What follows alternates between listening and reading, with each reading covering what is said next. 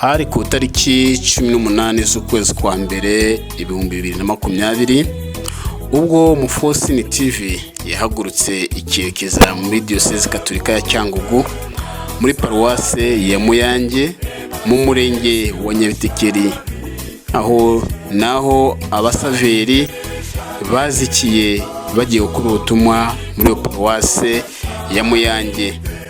Bari abasaveri bakoze urugendo rutagatifu rwo gusura abandi urugendo butumwa, haza gupfamo abasaveri batatu. Aha twarimo tujya gutaha urwibutso rwubatswe rwo kujya hibukwa abo basaveri babaye intwari zitangiye umuryango muri icyo gikorwa cy'ubutumwa bwa Kiliziya barimo. Icyo gihe twahageze mu masaha y'umugoroba, twambuka inzira y'amazi tugenda n'ubwato duca muri ya nzira n'ubundi banyuzemo iyo baje no kuzikiramo. Twaragiye tugera mu murenge wa Nyabitekeri, abasaveri n'ubundi baraye muri Paruwase ya Muyange. Bucya hakomeza kugwa imihango yo gutaha ubwo rwibutso.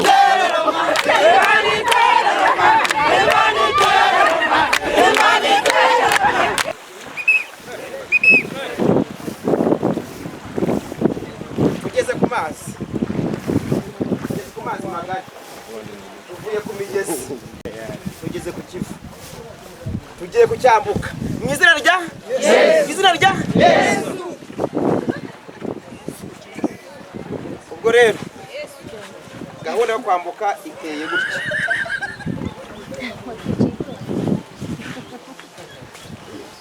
Kwambuka ngaha ni iminota 15 uvuye hano. Ubwo niba tugiye kujya kwambuka rero, hari abantu bafite ubwoba,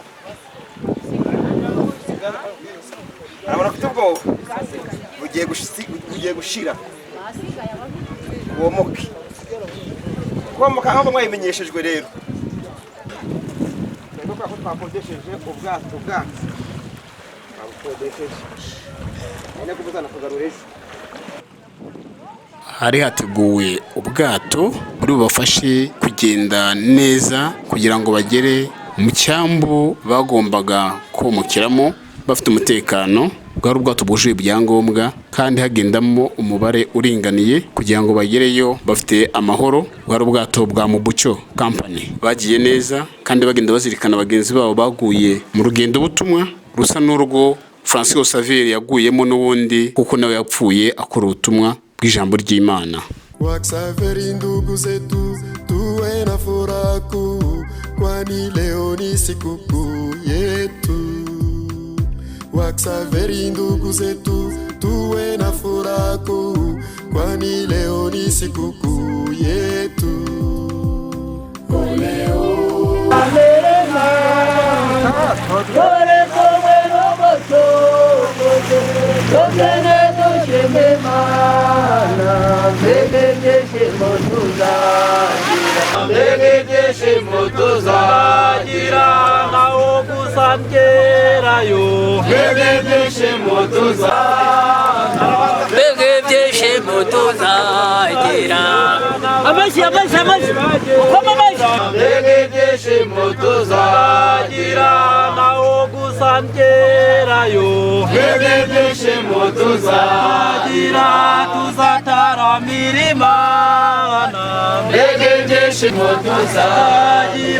n'abasore nibagerayo,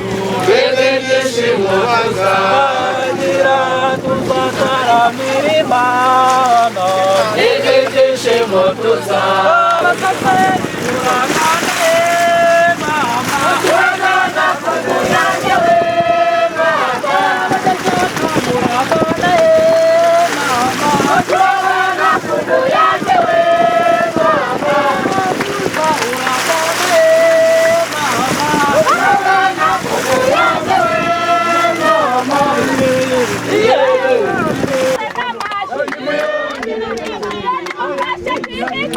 Iyo ujya komoka utangira kubona aho rwubatse iruhande rw'ikiyaga, aho amato akunda komoka. byumvikane ko mu bwato harimo abafite ubwoba. Babonye bageze ku butaka bariruhutsa, bakora ikimenyetso cy'umusaraba, bashimira Imana kuko bari bageze y'amahoro kandi abandi baraguye hafi y'aho baviragamo.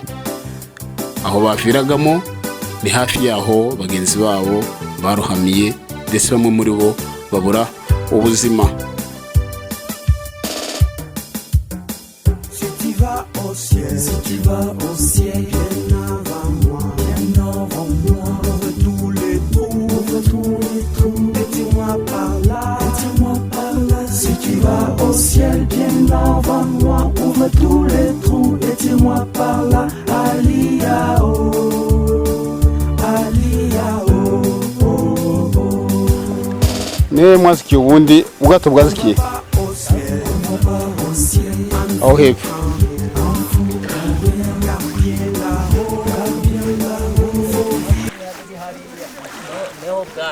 muri metero 20. Nk'uko mubibona, uru ni urwibutso rwubakiwe abo basaveri bitabye Imana muri urwo rugendo rwa gitumwa bari bakoze. Bari batatu nibo bitabye Imana. Aho ngaho niho rwubatswe na diyoseze ya Cyangugu. Abasaveri ba Cyangugu barakoze nk'uko bisanzwe. Iyo utakaje wawe ugira uzajya umwibukira, ariko by'umwihariko hari abari mu butumwa bwa Kiliziya, Imana ibakire mu bayo kandi bicaze mu ntore zayo. Abo bana bakoze ubutumwa ari batoya kandi twizera ko n'abandi bareberaho kugira ngo bazagire ikirenge mu cyabo. Benshi bashishikajwe no kongera kubitegereza kuko waherukaga ari utwana dutoye. Abo bana ni Nyirantezimana Bertilda wavutse mu 1984, hakaba na Nyiranzabandora Marita wavutse 1990, ndetse hakaba na Nyirahabifura Julienne wavutse ku itariki 26/11/1991. Aba bana bose bakaba baritabye Imana ku itariki 6 z'ukwa 9 mu 2009. Mu gitondo cyaho tariki 19 z'ukwa mbere 2020 muri iyo paruwase ya Muyange niho hatuwe igitambo cya misa kijyanye no gutaha urwo rwibutso. Uwo munsi imvura yabukiriye, inzira zatose zanyereye, abasaveri ntago imvura yabakanze, bagiyemo kuko bari bazi icyo bakurikiye kandi bazi n'icyo bakora. Kampani yitwa Mubucho nayo yabaye umufatanyabikorwa mwiza kandi tuzahora dufatanya, ari waduhaye ikibanza cyo kubakamo ruya rwibutso ndetse n'imbuga ngari izagira yaberamo na misa mu gihe cyo kwibuka. Reka nawe tumwumve. Nitwa Nzeyimana Faustin, navukiye mu murenge wa Nyabitekeri mu kagari ka Muyange. Tugeze aha ngaha abana basaveri baruhamiye aho bubatse urwibutso rwabo, baza kutubwira ko ari wo bahayeho bubaka. Icyo gitekerezo cyabaje mu giti. Abasaveri barohama ni njye wayoboye koperative aha ngaha. Noneho abasaveri bakuriye diyoseze bafashe umwanzuro wo kubaka urwibutso ruzajya rubibuka. Nanjye ndavuga nti nk'abantu nashyinguye ni ngombwa kugira ngo mbafashe mbahe ubutaka, mbafashe kubona ubutaka baba bajya bibukiraho abo bavandimwe bapfuye baje mu butumwa. Baje bifuza ahantu hafite metero 2-3 ndakeka, ariko urangije baha pariseri. Uwo mutima wo kubaha pariseri wotewe n'iki? Murakoze. Naganirije bagenzi banjye dufatanyije iki kigo nyobora, ambwira ko mu gihe nta bucuruzi burimo, ku bufasha bwose bakenera nawubaha nta kibazo. Icyo ari cyo cyose kitagamije ubucuruzi, kigamije gukora umurimo w'Imana, nakibaha nta kibazo, bibaganirijeho barabinyemerera. Niyo mpamvu nahabahaye. Urabona ko aha ngaha byahinduye isura ku muryango w'abasaveri, bazajya baza kenshi kuhatemberera, kwibuka bagenzi babo. Mbese nta kindi gishyashya mubona muzahateganyiriza kugira ngo mujye mubasha kwakira abo basaveri bazaza banabagana, kuko nduzi ko ari namwe baruhukiraho. Ibintu byose umuntu agenda agira umuhamagaro, nabyo ndumva nzaganirizaho bagenzi banjye, nzabashishikariza kugira ngo bazongere inyubako, n'ubundi muze muhasanga izitari izi zariyongereye. Ntabwo uri umusaveri ariko ukunda abasaveri. Ubutumwa baha abasaveri n'abatari abasaveri ku bijyanye na bariya abana baruhamiye hariya bari mu butumwa bwa Isaveri ni ubuhe? Icya mbere, ku musaveri wese, iriya ni inyigisho umusaveri wese, cyangwa se n'utari waba umusaveri ariko ni inyigisho ku muntu wese w'umukatolike n'undi utegura kuba umukatolike, ko bariya bana ni abantu bari bari mu butumwa, ku muhamagaro bagize w'ijambo ry'Imana, ku muhate baza guhura n'ingorane. Ingorane rero zavamo inyigisho kuri buri wese. Yajya mu butumwa ahandi haba havutse ingorane akaba atakiriho, tukajya tumwibuka. Buriya rero numva ari inyigisho kuri buri muntu wese waba uri kubona aha hantu, cyane ko ku bana bato birabubaka cyane, naho bagiye mu gukora ubutumwa bikaba ngombwa ko bahura n'ikibazo nka kiriya, bagasayidiyana ku buryo bazajya bagenda bibuka nk'umuntu wahuye n'ikibazo nka kiriya. Nk'uko twabuze dutangira, igitambo cya misa cyatangiwe n'umuhango wo guha umugisha urwibutso monima. Kiriya gikorwa cyubatswe kugira ngo tujye tubasha kwibuka bari abasaveri bitabye Imana mu rugendo rwa gitumwa rw'umuryango, bakora ubutumwa bwiza bwa Kiliziya.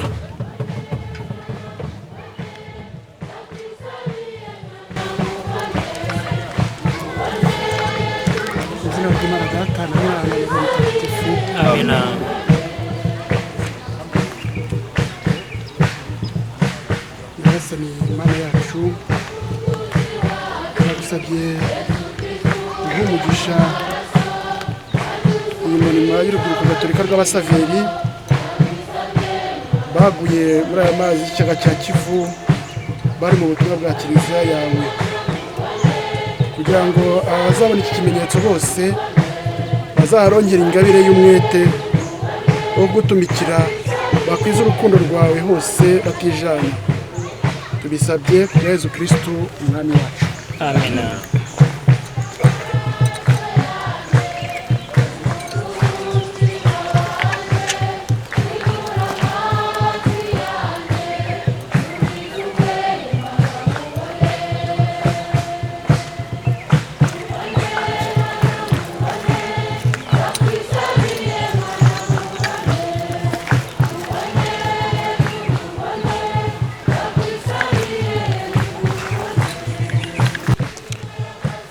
Iyi mihango mitagatifu ndetse n'iki gitambo cy'Ukarisiya kikaba cyarayobowe na Musenyeri Prudence Rudasingwa, akaba ari umusaserdoti wo muri diyoseze ya Cyangugu, ari kumwe n'abapadiri babumuniye afatanyije ndetse n'abapadiri ba paruwase ya Muyange. Hari abakristo benshi, abasaveri by'umwihariko baba babyitabiriye, bari benshi baje kumva izo mpanuro. None uyu munsi twaje no guha umugisha ikimenyetso cyubatse hariya kitwibutsa abana batatu baguye muri ariya mazi y'ikiyaga cya Kivu bari mu butumwa bwa kiliziya. Nibyo Nyagasani aduhamagarira kwamamaza inkuru nziza y'umukiro kugera ku mpera z'isi. Aba mureba akaba ari bamwe mu basaveri barokotse iyo mpanuka yo mu mazi, abenshi bari batoya ariko ubu bamaze gukura. Mu muryango w'aba bana ni ikimenyetso ndasibangana cy'uko ibyo turi gukora atari inzozi, ni ibintu byabayeho mu by'ukuri. Aba bose bavuye Yove Hanika bari baje mu butumwa hano ku Muyange, impanuka zibera mu mazi.